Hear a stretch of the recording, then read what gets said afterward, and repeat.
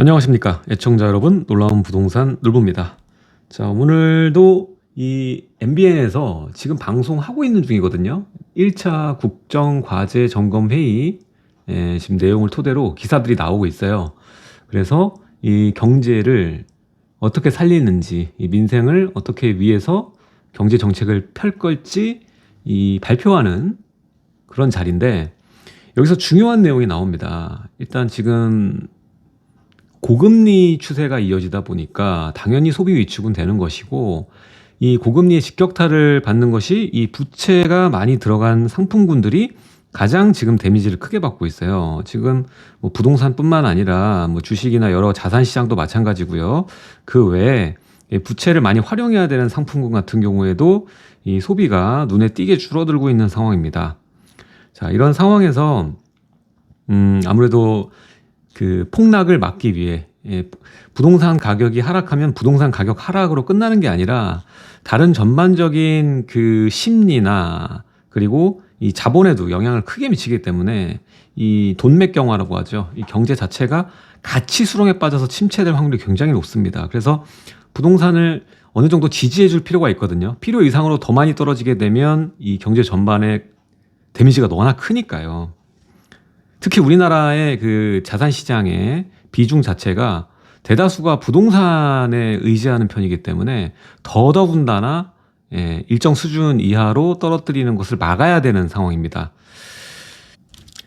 이 상황을 만들어내는 가장 큰 주범은 첫 번째가 지금 고금리죠. 금리가 너무 높다. 지금 이제 6에서 7 이 정도 생각하시면 되는데, 뭐 6% 내외죠. 일단 이 고금리임에도 불구하고 이것을 활용해서 대출을 실행하는, 그리고 대출을 실행해서 매매나 전세를 가는 수요자가 지금 폭감한 거고, 어떻게든 현금을 보유하는 쪽으로 지금 모든 수요자들이 향하고 있는 거예요. 이 자본시장에. 이렇게 되니까 일단 매매가가 떨어지니까 거래가 안 되잖아요. 그러니까 이거를 가지고 있는 소유자 입장에서는 자금을 융통하기가 어려워지는 거고요.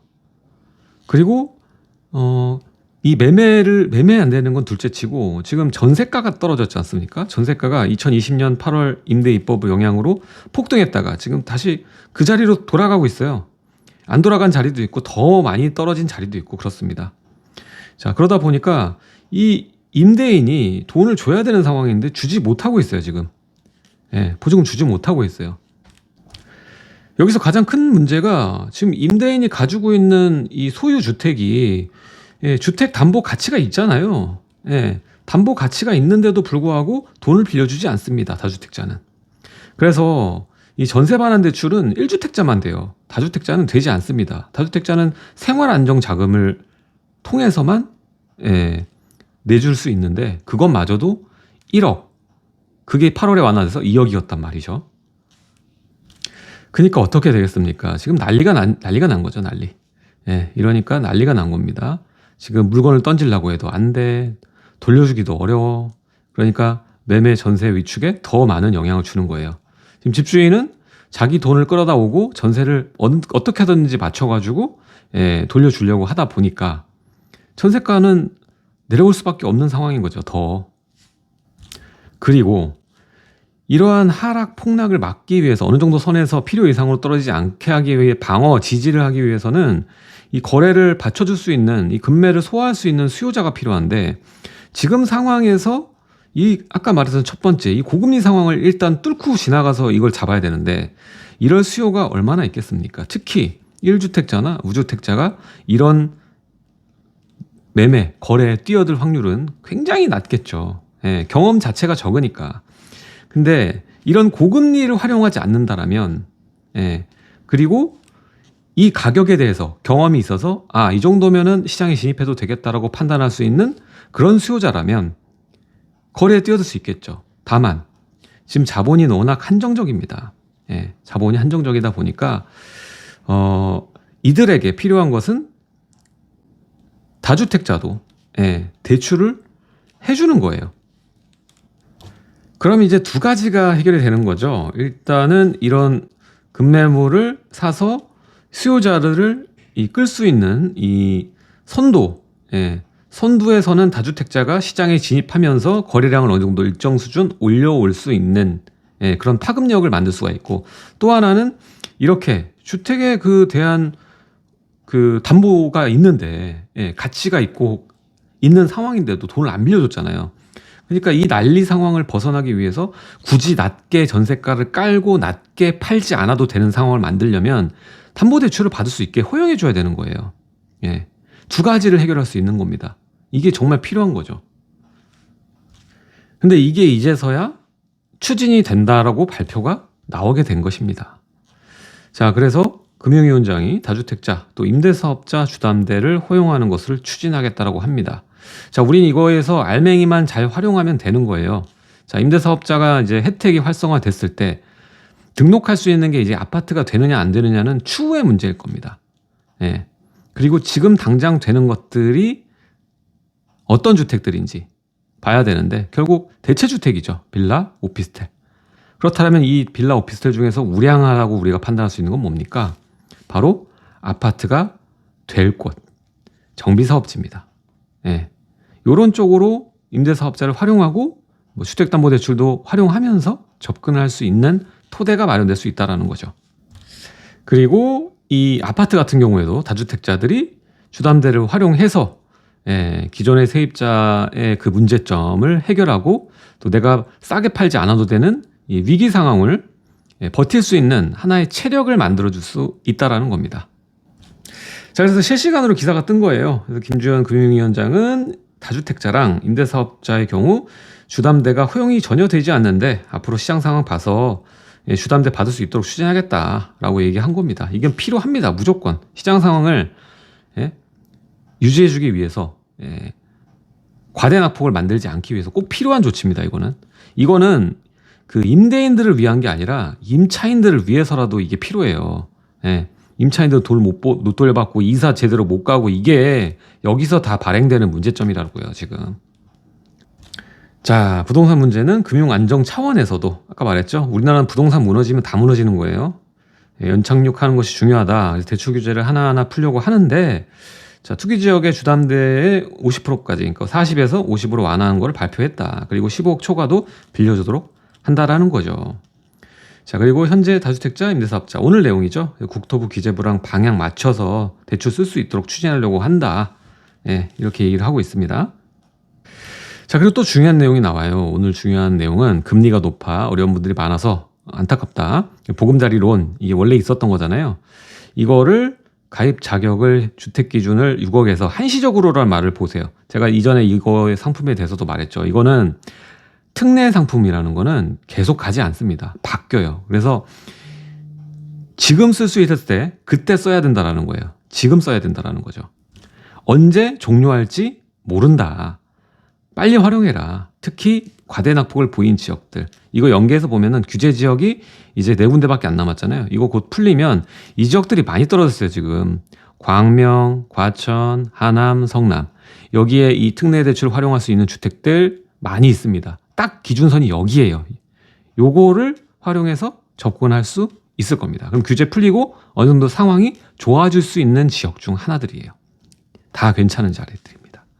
그래서 이거 특례 잘 활용하시면 좋을 것 같아요. 23년입니다. 이게 한시적으로 운영이 되는 거다. 자, 그리고 오늘 아침에 제가 속보에 얘기 다뤘잖아요. 지금 미국이 지금 23년에 해서 지금 중간금리 5.1로 보고 있고 5% 무조건 상회한 상태로 상당 기간을 보낼 것으로 지금 예상이 됩니다. 그래서 23년 하반기나 돼야 금리 추세가 좀 바뀔 가능성이 높아 보인다. 예, 이렇게 평가를 내릴 수가 있어요. 그래서 일단은 1년 어떻게든 버텨야 될 거 아니에요. 금리 낮은 수준으로. 지금 이제 6% 내외인데 4% 정도로, 예, 2%를 해칭할 수 있다면 당연히 좋은 거죠. 예. 그래서 요거 특례 보금자리론 요거 활용해서 특히 이거 DSR 이번에 오늘 방송 보니까 적용 안 한다고 했어요. 이거 가지고 얘기할 필요가 없는 거예요. 예. 그리고 소득 기준 없다. 이런 게 어디 있어요. 예. 보금자리 원래 7천만 원까지인데 어쨌든 이렇게 크게 완화가 된 거니까 이 무주택자, 1주택자만 쓸 수 있고요. 예. 요 분들은 꼭 요거 쓸 수 있는 분들은 써가지고, 예, 기회를 좀 잡으셨으면 좋겠습니다. 네. 어차피 이사를 가야 되고, 내 집 마련 하셔야 되는 분들은, 떨어질 것 같다고 해서 내 집 마련을 미루는 거는 이게 이미 많이 떨어졌어요. 지금 22년에 많이 떨어졌고요. 그리고 일정 지역 같은 경우에 낙폭이 과대할 정도로 많이 떨어지기도 했기 때문에 금리 상황이 좋아지면은 전세가가 많이 튀어오를 거예요. 그러니까 그런 걸 염두하셔서 좀 접근했으면 좋겠어요. 지금 월세 수준 자체가 굉장히 높기 때문에 월세 수준과 비교했을 때 전세 가격이 지금 정말 많이 내려왔어요. 금리 영향이 커요. 그러니까 원래 그 적정 가격 수준보다 더 내려와 있는 상황이에요. 전세 가격이. 그러니까 이게 금리 상황이 변하면 전세 가격이 또 급변할 수밖에 없어요.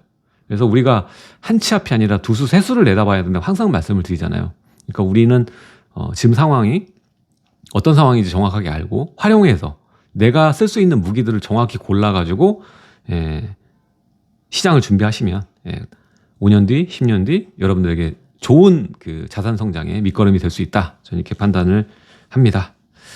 자, 오늘 또 실시간으로 이 MBN에서 하는 단단한 경제, 든든한 민생 제1차 국정과제 점검 회의에 나온 여러분들 꼭 알아야 되는 내용 두 가지에 대해서 대출이죠. 대출은 뭐 여야 합의가 필요가 없습니다. 그래서 다주택자 임대사업자 주택담보대출 쓸 수 있도록 하는 것 하나만으로 숨통이 많이 트일 수 있고요. 그리고 보유세도 내년부터는 크게 내려갈 거예요. 종부세도. 그러니까 상황은 23년 상반기가 바닥이다라고 보는 게 맞을 거예요. 모든 면을 고려했을 때. 그러니까 여러분들 거기에 맞춰서 급하실 것 없이 차근차근 해 나가시면 될 것 같고요. 두 번째는 물론 이제 상급지는 아니겠지만 이 특례 보금자리로는 활용하셔가지고 9억 이내에 주택 최대 5억까지 빌릴 수 있습니다. 그래서 LTV 50% 해가지고 빌릴 수 있으니까 여러분들이 잘 또 찾아서 또 접근해서 전략 마련하시면 좋을 것 같아요. 자, 23년은 아까 말했지만 기회의 해입니다. 어디에 기회가 많이 나올까요? 일단 저는 정비사업 아까 얘기 드렸고 두 번째가 경매예요. 경매를 쓸 수 있는 시즌이 그렇게 길지 않아요. 지금 같은 시기가 경매는 어떻게 보면은 여러분 낙찰 확률이 높은 거예요. 낙찰 확률이 높고 좋은 물건을 아주 잘 떠올 수 있는 그런 시기입니다. 근데 경매가 다 반대로예요. 오를 때 상승기에 경매 하시는 분 되게 많아요. 오히려 낙찰률도 높고.